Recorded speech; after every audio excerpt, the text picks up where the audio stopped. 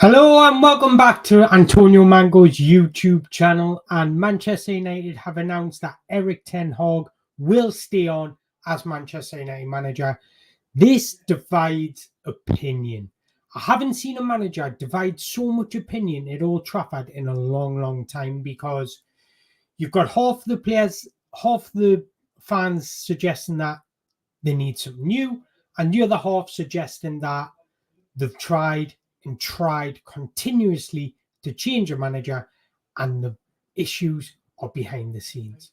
So let's look into it, and I want to know, what side do you stand on? But first of all, if you're new here, make sure you drop the like button, hit that subscribe button, because there's going to be plenty of more videos coming up about breaking news and about the best wonder kids in world football. For me, I've kind of felt that the past couple of weeks has been extremely disrespectful. The media continuously linking Man United with other managers, Pochettino, Tuchel, Zidane, etc., while Erik ten Hag's still been in a job. And yet, Ineos have not come out and backed him. So it's about time they did, because you either back him or sack him. And they've made the decision to back him. But was it the right one? So it's been 2 years since Erik ten Hag stepped in at Manchester United. The first season, finishing third in the Premier League, was brilliant. Winning the EFL Cup is brilliant.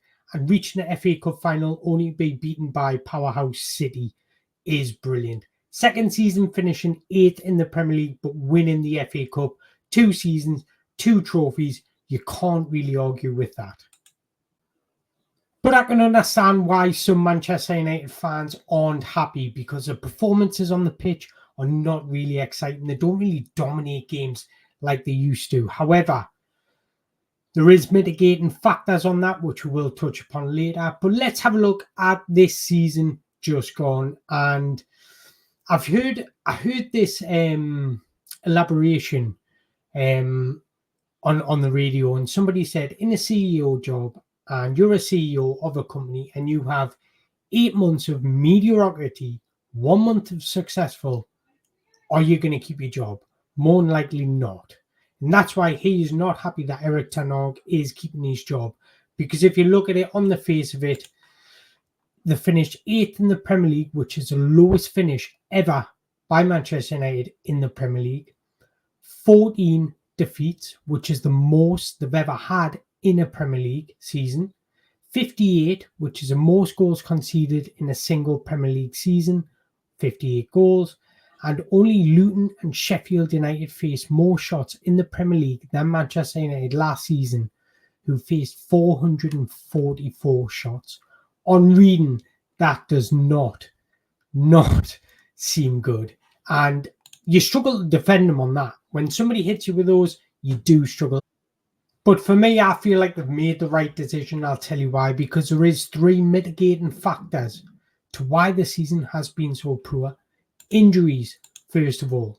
Manchester United, throughout the course of the season, there's been 21 players injured. And that's equivalent of missing out on 1,620 days.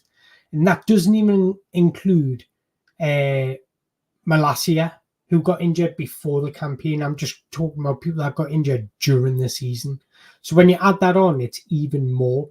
But when you have your best player the past season, Lisandro Martinez, who's missed a total of 214 days, it's going to be difficult, especially with all the defensive problems that they've had throughout the season. Have a spine of your team and you build your team around that. Erik ten Hag has not had the time or the players to do. When you think of Casemiro's been injured, Harry Maguire's been injured, Christian Eriksen, even though he might not play regularly, has been injured. Scott McTominay's been injured. But lastly, and probably the most crucial point, is behind the scenes. Everybody, for about since Sir Alex Ferguson left, actually,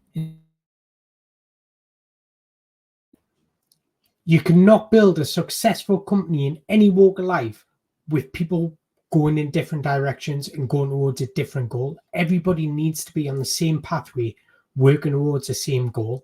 And with the likes of Dan Ashworth coming in, I feel I'm somebody that spent time with Dan Ashworth and asked him questions about his role.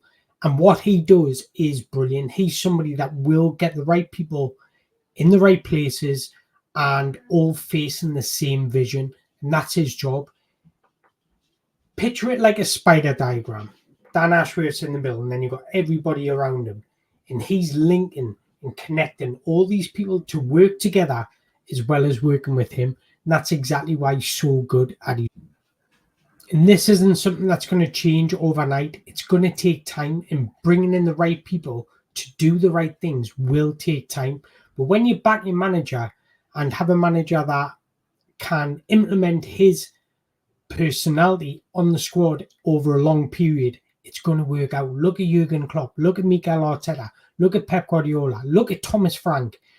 They're people that have spent a lot of time in their environment to then get used to their environment and build something special. And when you continuously change manager and personnel, it's going to affect the squad, because the squad will continuously get different tactics, different voices going in a different direction. But this, you can build your squad around Erik ten Hag's tactics. So I'm glad that they've backed him. I feel like he's deserving the backing because of the circumstances around him. So that's my opinion, but I want to hear yours. Let us know in the comments below. Are you happy with Ten Hag staying, or do you think he should be sacked?